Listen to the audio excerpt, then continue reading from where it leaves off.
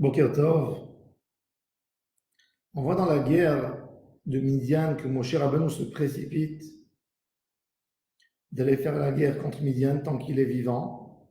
Akadosh Baruch Hu lui dit, fais la guerre et après tu quitteras le monde. Donc il sait que c'est la dernière mission qu'il a à faire avant de quitter le monde. Et Moshe Rabbeinu qui programme la guerre,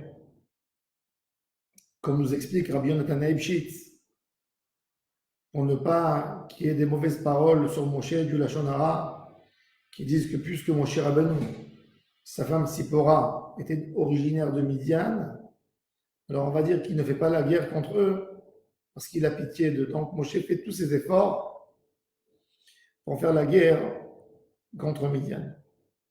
Mais quelque part, Moshe Rabbeinu prépare le plan de la guerre. Mais lui-même ne sort pas en guerre. Il prend les béné Israël, il les envoie lui en guerre, comme il est écrit Echaletzu mi'itechem.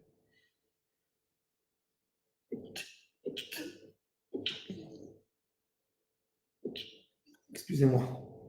Echaletzu mi'itechem, prévoyez des soldats parmi vous.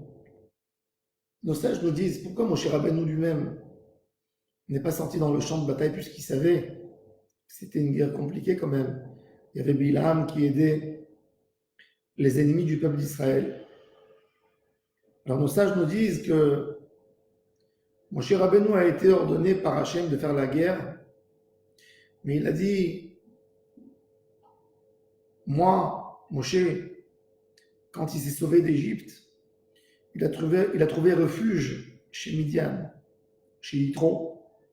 Donc il a dit, ça ne serait pas honnête de ma part de rendre du mal contre du bien. Akarat Atov, quand quelqu'un t'a fait du bien, tu es obligé de lui rendre du bien. Tu ne peux pas lui rendre du mal comme que nos sages disent, un puits où tu as puisé de l'eau, tu as bu de l'eau. Tu n'as pas le droit de jeter dedans des cailloux et des pierres. Tu n'as pas le droit de salir ce qui t'a fait du bien. Et mon cher Rabbeinu, c'est le maître de la reconnaissance du bien. Quand son beau-père Yitro, qui lui a fait tellement de mal au début de son mariage, vient le rejoindre dans le désert, Moshe lui dit, on ne va jamais oublier le bien que tu as fait. Tu es venu nous voir au désert. Si tu rentres avec nous en Israël, tu posséderas des terres comme nous. Moshe a ce caractère extraordinaire de Hakarat Atov.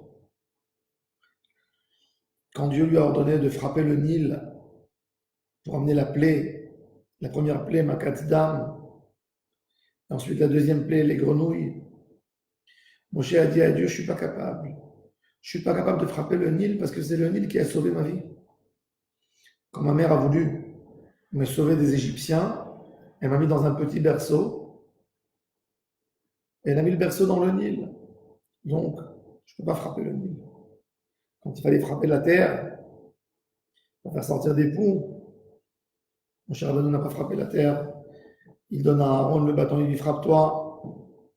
Je ne peux pas rendre du mal à la terre qui m'a aidé d'enterrer mon ennemi l'Égyptien qui frappait les Hébreux et que Moshe l'a tué, il l'a enterré.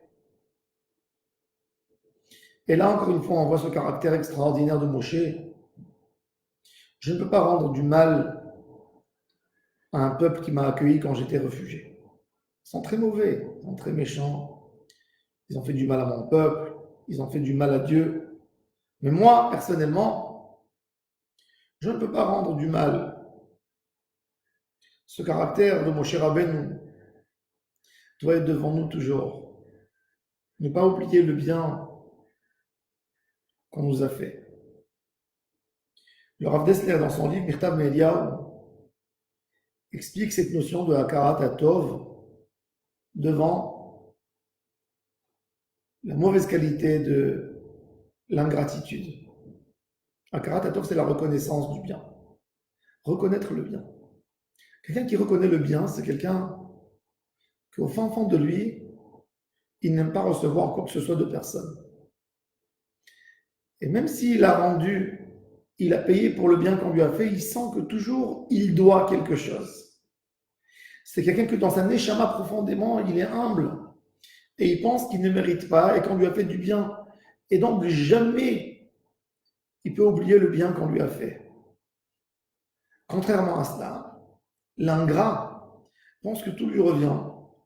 Et donc il oublie le bien qu'on lui a fait en disant que c'était pas beaucoup pour ce qu'il méritait. Moshe Rabbeinu, sur toute sa route, toute sa vie, même quand Dieu lui parle, lui dit va faire la guerre avec Midian, il dit non, c'est pas pour moi. Quand Dieu m'a dit fais la guerre, c'est-à-dire que Dieu m'a dit prépare le plan de la guerre. Mais toi, ne sors pas en guerre, même que ce n'est pas écrit dans les paroles de Dieu. Mais Moshe comprend que Dieu ne peut pas lui dire d'être ingrat. Impossible.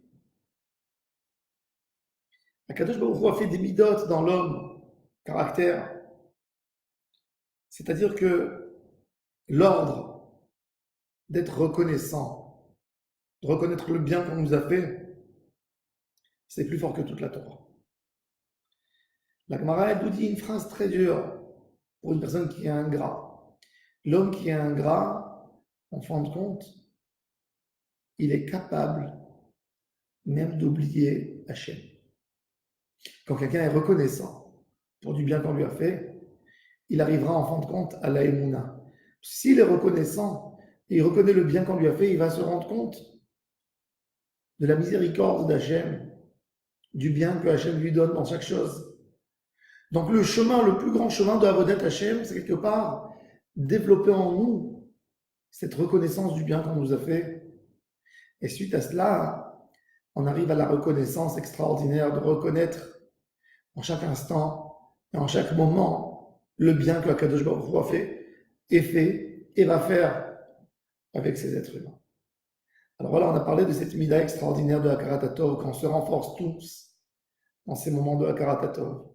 De savoir dire merci pour tout. Merci même pour ce qui ne nous plaît pas trop. Merci parce qu'il y a quand même du bien.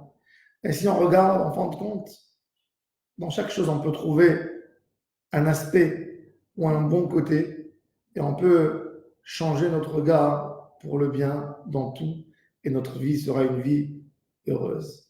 Shabbat Shalom Mevorach.